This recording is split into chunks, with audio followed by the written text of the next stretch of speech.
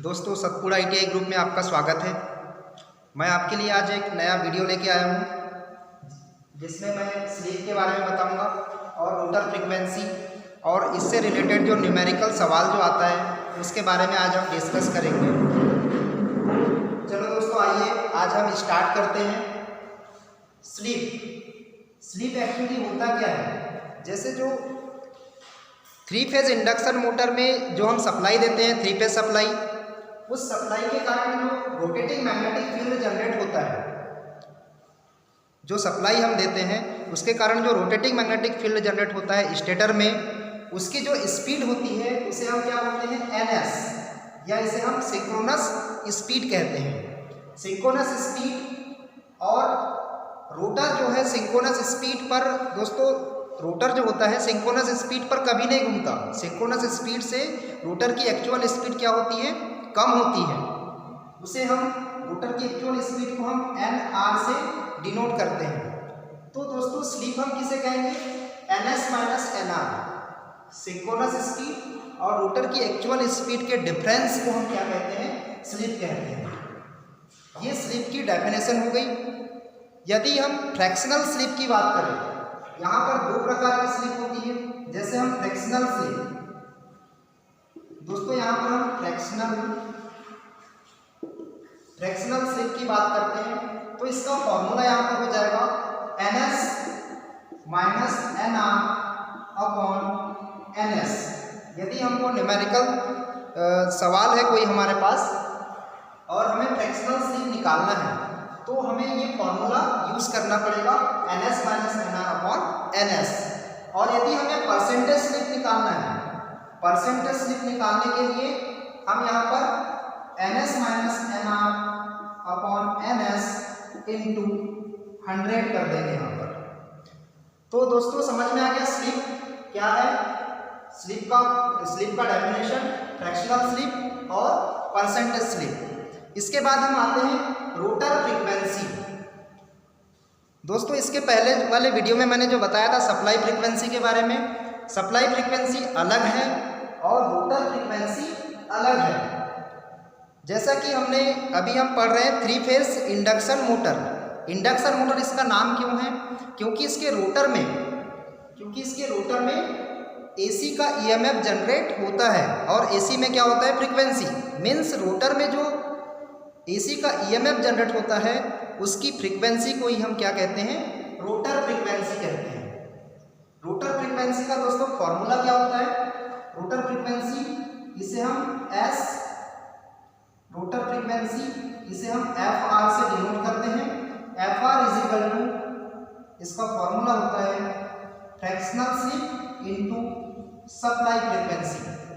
इसका फॉर्मूला क्या हो जाएगा रोटर फ्रीक्वेंसी का, rotor frequency FR is equal to fractional slip into supply frequency. जो हम मोटर को सप्लाई देते हैं, जो 50 हर्ट्ज की सप्लाई देते हैं, वही फ्रीक्वेंसी का यहाँ पर मल्टीप्लाई कर देंगे तो हमारा क्या निकल जाएगा, रोटर फ्रीक्वेंसी निकल जाएगा। तो दोस्तों देखते हैं अब इसके स्लीप निकालना, रोटर फ्रीक्वेंसी निकालना, इसका एक सवाल देखते हैं। जैसे कि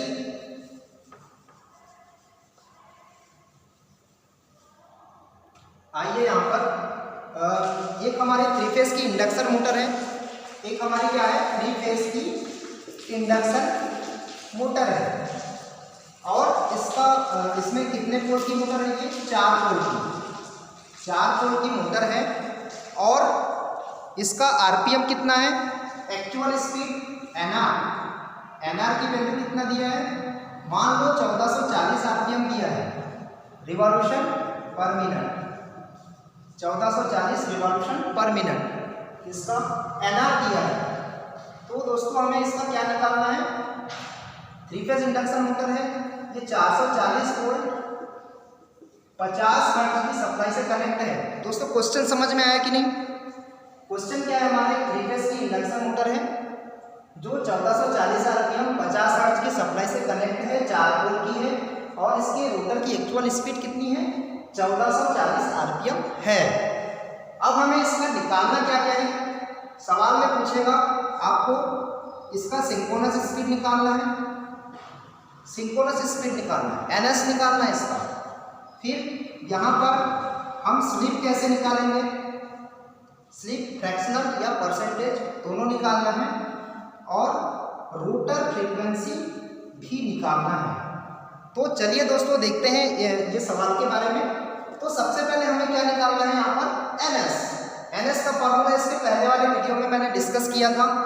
कैसे, NS का फॉर्मूला क्या होता है, NS = 120F/P। ये NS का फॉर्मूला होता है सिंक्रोनस स्पीड का।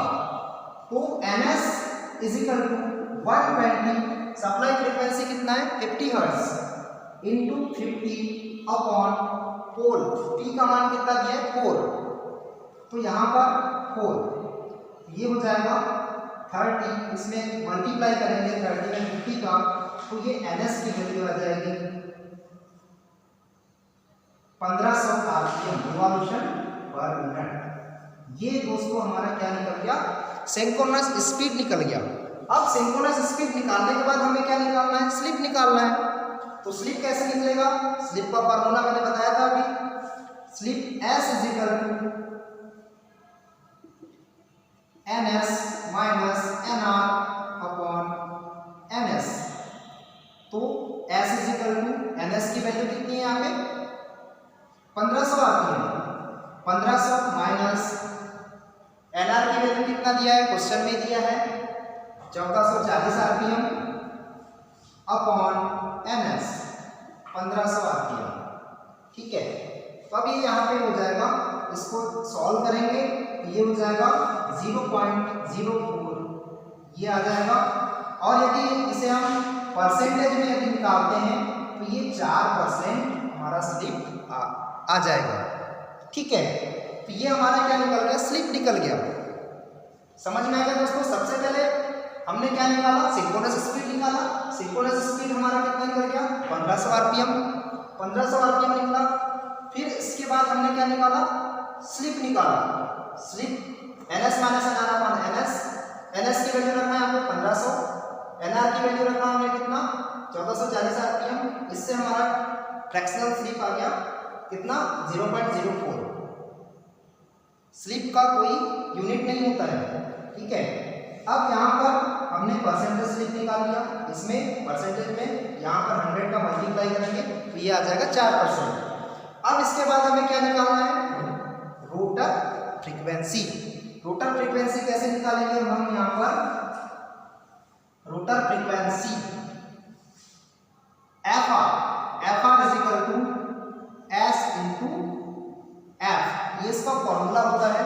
फ्रैक्शनल स्लिप का यहाँ पे वैल्यू रखेंगे 0.04 इंटू, ये सप्लाई फ्रीक्वेंसी है, यहाँ पर 50 हर्ट्ज रखेंगे 50। तो दोस्तों ये हो जाएगा FR = 4 × 50 अपॉन 100, ये आ जाएगा 2। FR = 2 hertz. तो दोस्तों इस प्रकार से हमने यहाँ पर न्यूमेरिकल सॉल्व करना सीखा। स्लिप और रोटर फ्रीक्वेंसी कैसे निकालते हैं, ये हमने सिंक्रोनस स्पीड निकाला, ये स्लिप निकाल दिया हमने 0.04%, सॉरी 0.04 या 4%, और यहाँ पर रोटर फ्रीक्वेंसी हमने 2 हर्ट्ज निकाल लिया। तो ये 2 हर्ट्ज फ्रीक्वेंसी कहाँ पर होती है, रोटर में। दोस्तों जब 3 फेज इंडक्शन मोटर को जब हम सप्लाई देते हैं तो जिस समय रोटर घूमना स्टार्ट नहीं करता उस समय हमारी 3 फेज इंडक्शन मोटर एक ट्रांसफार्मर की तरह वर्क करती है। ट्रांसफार्मर की तरह वर्क करती है मीन्स रोटर में भी 50 हर्ट्ज का फ्रीक्वेंसी जनरेट होता है, बट जब रोटर घूमना स्टार्ट कर देता है तब उसकी फ्रीक्वेंसी घट जाती है, और कितनी रह जाती है फ्रीक्वेंसी, केवल 2 हर्ट्ज। ठीक है दोस्तों, अब इसके आगे आज का वीडियो यहाँ पर कंप्लीट होता है। इसके बाद मैं बताऊँगा आपको types of 3 phase induction motor के बारे में डिस्कस करूँगा। Thank you.